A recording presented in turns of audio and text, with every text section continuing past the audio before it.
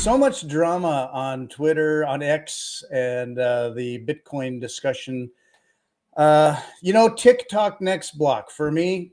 The price went down, and I used to feel more like, oh darn it, I just want numbers to go up and validate my belief in the ultimate destination for all of us and what Bitcoin will do in the world. And nowadays, it's almost like it's an opportunity to catch up and stack better, stack more, because I still have complete understanding and faith, if you call it that, in the math. I believe in the math. So it's an opportunity with price drops like this to stack. So I don't feel bad about price drops because I've just been through quite a few. Robin, you've been in for years. And when we wrote it down back in 2021 or so, and it had hit, up in the 60s, or maybe it touched 70, and then it started to slide and slide and slide and slide and slide. And when you've ridden that down for a while, and stuck to it, to your principles, and reaffirmed why you're in this, as it came back and comes back and steadily goes up, and you've zoomed out and you've had that opportunity to just be like, this isn't my first rodeo. I feel fine. I feel all right about the price. And that's in fiat. So, hey, one Bitcoin is still one Bitcoin. So, and there's this interesting thing that I fully believe in is, if you are extremely worried about Bitcoin when it goes down, you haven't fully grasped it. And it's almost like if I compare this with a stupid example, if you have a sock that you need and it's your favorite sock and it's the sock that you always wear, and you see it on sale, instead of like $8 a bag, it costs like $7 a bag. You're not going ahead and selling your socks that you already have. Sure. You're going ahead and like, oh, I need that sock anyways all my life. I will buy more of that sock. So I have some. And in the same way as like with Bitcoin, if you understood Bitcoin and you know what Bitcoin represents and you know what Bitcoin is, you're not going to sell it just because it goes down in price. If it goes down in price, it just means the great thing that I love just got cheaper, and I get more of it for less fiat. And it's like, that's the best thing you can possibly have. So I don't know. If you freak out about a dip, you probably haven't really grasped what Bitcoin is. Yeah, I think if you're feeling FUD over fiat prices, or you've felt that before, it's just time to stop and reflect on, what do you understand about Bitcoin? Why are you still in Bitcoin? And if you're going to hodl, why are you hodling? Because that's really the important question. Is not, I want to get rich, I want to retire, I want to get there quickly, I want to win the race. It's deeper than that. It's really so much deeper than that. And for me, it gets down to just the ethics of money and the fiat money we have, the whole system we have. Ultimately, I want that system to, at best, get fixed, but I wouldn't be against it. Certain failures occurring in that space if there's a better money to replace it. So I'm just that crazy about it.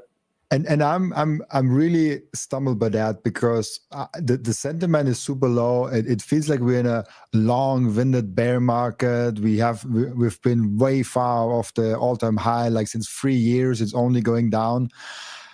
When you look at the data, it's like we are up 67% the last 12 months, a CAGR of 67%. Like you can calculate with that CAGR where we are in like 5 years and 10 years, like the numbers will blow you out of the waters. The last 5 years, we are up 937%. Like it's a freaking awesome asset. And people are doomsaying of like, oh, it's dipping. Like, I don't, like it's so bad. Like it's gonna go to zero. I'm like, yeah, study more, look at one more podcast, read one more book. I don't know. Yep. It can be a time to stop and reflect and learn. Good morning, Johnny. Yeah, well, I mean, like what? Yeah, a year ago, all last summer, we were just riding the whole 58K gang thing. It was like 58K, 58K. And then for a while there last winter or so, it was like 98K and kind of riding 98K. And if we're going to ride if 110 sounds like it's a fall, yeah, you got to zoom out. I want to get back to 57K, gang. I tried to say good morning. I think my mic was muted. Good morning, Johnny. Good to see you, sir. Oh, you did. Good morning, Johnny. Yeah. Yeah, you zoom out. Sailors mentioned, hey, it comes with volatility, but if you understand the first principles of it all, like, we're fine. It's doing what it does. Well, what do you guys think of this idea? Because like when I hear people nowadays and they go like, we want sound money. I'm just like, it always makes me cringe now, dude, because I go like, and I posted this on Twitter the other day. I said, people who don't understand money want better money. People who do understand money want Bitcoin. And then I said few, right? But like I hear whether it's the monetary maxi quote unquote people or the number go up people or the Michael Saylor people. I actually like Saylor's view because he doesn't talk about sound money. He talks about pristine property. And I go, yeah, that's the correct assessment, I think. But nowadays, like, because I come from this idea that says money is a tool of oppression. It's not like it's nothing you can gain freedom through because it's by design there to oppress you. So when I hear someone go, I want sound money, you go, you want a sound tool of oppression? What are you talking about? So it's always a little confusing. I'm curious what you guys think of that idea. Well, there's a contingent of Bitcoin folks. 58K gang. Yeah, 58K it wasn't gang, that long ago. I know. I remember the whole 58K months we went through. And so, yeah, and the volatility was a little less, but it wasn't like, when moon and, moon is still in the horizon at some point. There are things that are going to trigger moons. There's a contingent of Bitcoiners that definitely are like Dorsey, I think, was definitely like, this has to be a medium of exchange. This needs to be functional as a medium of exchange. Mm-hmm. I think it'd be great if it can be. Dorsey is a Fed. So feds aside, there may be feds everywhere. We're wondering who all's feds these days. And Bitcoin is already a medium of exchange. Like, yeah, I don't get that because people always tell me in the comments like, oh, Bitcoin is not money. Bitcoin is never like a medium of exchange. Like I get paid in Bitcoin. Like I pay my freelancers in Bitcoin. I use it as a medium of exchange. Like every single week. Yeah, like it is there. Like maybe not for you, but for me it is. Yeah. Right. and it was an interesting point from Daniel because like, I mean, I also see like there's a lot of like, we talk about the same thing, but we gave it different names. So like we if someone talks about pristine of a pristine asset, he might talk about the same thing as someone calls it sound money. Right. So I feel like sometimes it's like just like a different word for the same thing. But yeah, I just wanted to shout it out because it really annoys me when people say it will never be money. I'm like, I use it as money. Yeah. Blueberries can be money. Like if you pay someone in Blueberries and you get paid in Blueberries, like then this is your money. But for me, it's like it already showed that it can be a medium of exchange. It already showed that it can be a store of value.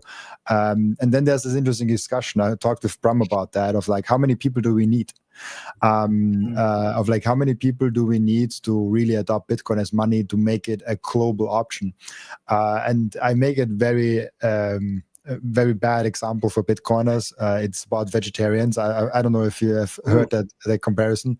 Think about a restaurant, and the restaurant has no vegetarian option.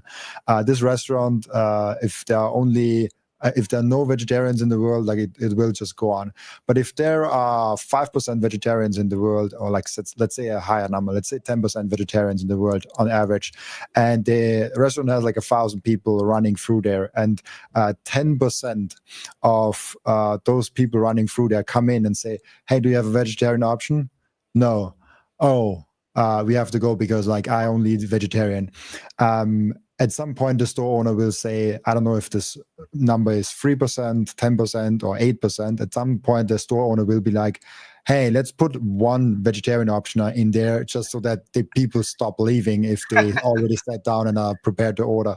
Exactly. And the same thing might happen with Bitcoin when if a small but loud enough intolerant minority is there that says like, I want to pay in Bitcoin. Like I don't want to pay in anything else. You quoted the trader, dude. How dare you? what trader? No, I'm not diving into the Dragon's Lair. I shouldn't have said anything. We're feeling divisive today. Yeah, our last president may have been vegetarian to his heart and brain. No, I think he meant something different, Johnny. That he was a vegetable. Yeah, he was a vegetable. Business market forces will incentivize the use of Bitcoin as a medium of exchange naturally. I mean, likely second layers, of course, but Bitcoin.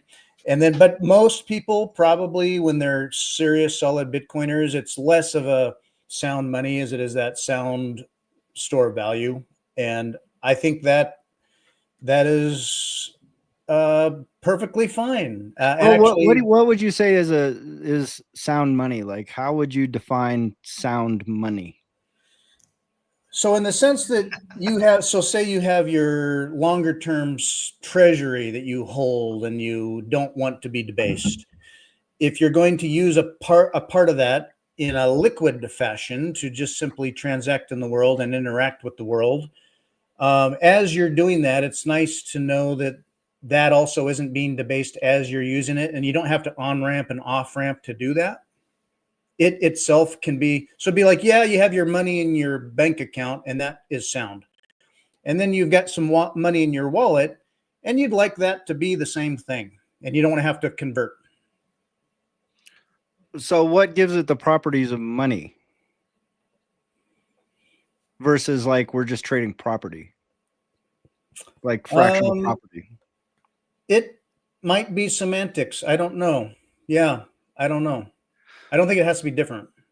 Well, that's kind of the thing is like, I look at it and go, money doesn't really have a definition, right? Like I've given it a definition.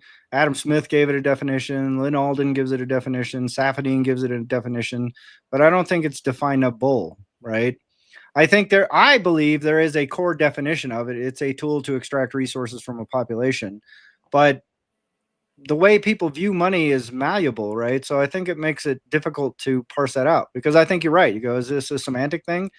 Like if I had a pile of blueberries and I could fractionally divide them down to the micron level, and blueberries are super rare and hard to get, and me and Robin wanted to trade blueberries, like we could go, well, that's money because we're using it as money based on the definition that Adam Smith gave. But Adam Smith was some retard from the 1700s who thought, bleeding people was a good way to balance the humors.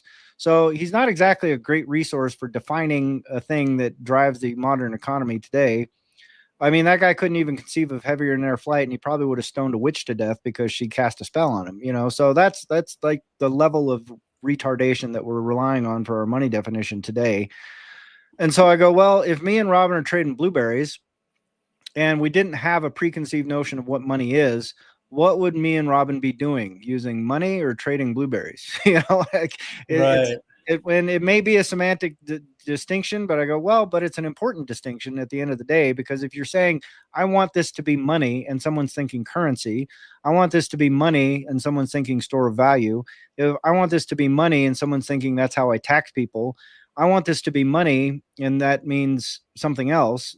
You kind of go, well, what are we talking about anymore, right?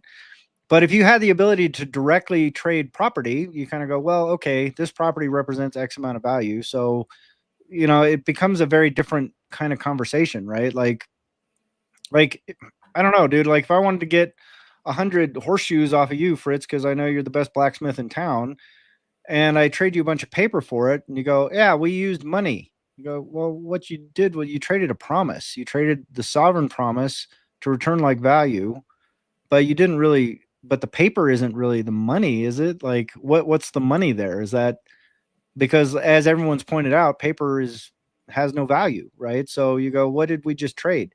But everyone calls the dollar money. But at the back end of that, there is an apparatus, the sovereign, that is going, okay, well, we make more of this paper every single year, so we get more value. and we force people to pay taxes in this paper so we get their value, and we can trade this paper to our subjects to get things from them, so there's value there, right? So they are just extracting value by this thing that they print out of thin air and forcing you to use. So you go, okay, that's money. But if you go, well, I want Bitcoin to replace that, and you go, wait, so you want the sovereign to use Bitcoin to extract value from you? Is that what you're saying now? And people go, no, that's not what I'm saying. I want to be able to black market money where I can trade. So you go, okay, so now we're back to bartering property. Is that correct? And they go, no, it's money because it's, I just go, you end up in this like really weird circular logic that doesn't ever resolve. So I'm kind of curious how that all plays out. Like now that I've said all this, I'm just out here just spouting a bunch of fucking philosophical nonsense. I'm curious what you guys think of that take. Well, Bitcoin could just be the most common used relatable asset of exchange. Like you can use it as a medium of exchange. And then our fiat linguistics, our sense of what money is, being the linguistics of our financial brain, we're used to thinking in terms of fiat money. So, okay, we're going to replace fiat money, but it would be something inherently different. Yes, it's a medium of exchange, as it's also inherently a property. So a property that can magically be used as a medium of exchange and yet isn't issued, isn't like controlled by a government or entity or otherwise extracted from you and isn't debased. People are going to probably use the word money even as what they probably mean is the most common medium of exchange, which also happens to be like the best property on the planet. I don't know. Maybe it's just the words.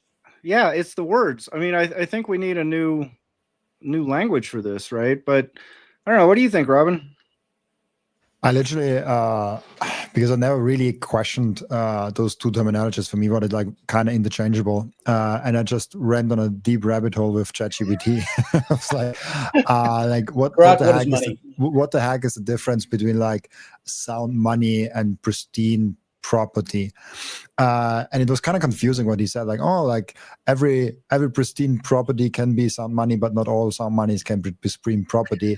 And I was kind of going down and saying like, oh, you don't make any sense. And he said like, oh, sound money is sound money has those properties, and then pristine property also has those properties, but additionally them. And I'm like, and those additional properties the same that also sound money has? And you're like, oh yeah, like you're kind of right, but it's like it's and he literally brought that thing up.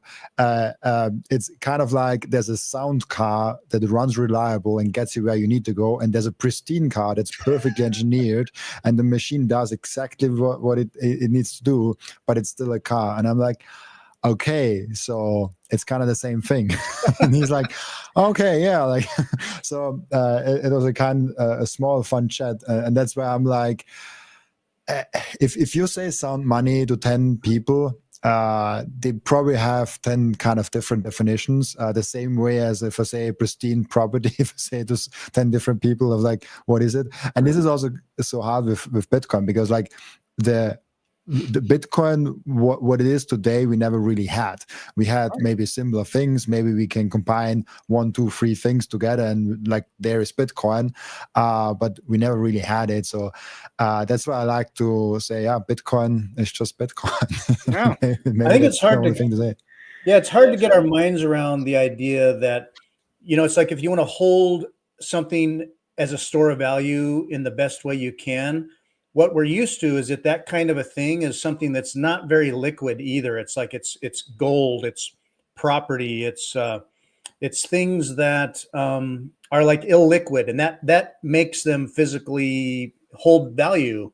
Whereas Bitcoin can do all that and be very liquid as well, and so it's like a different frame on the capability of sound property.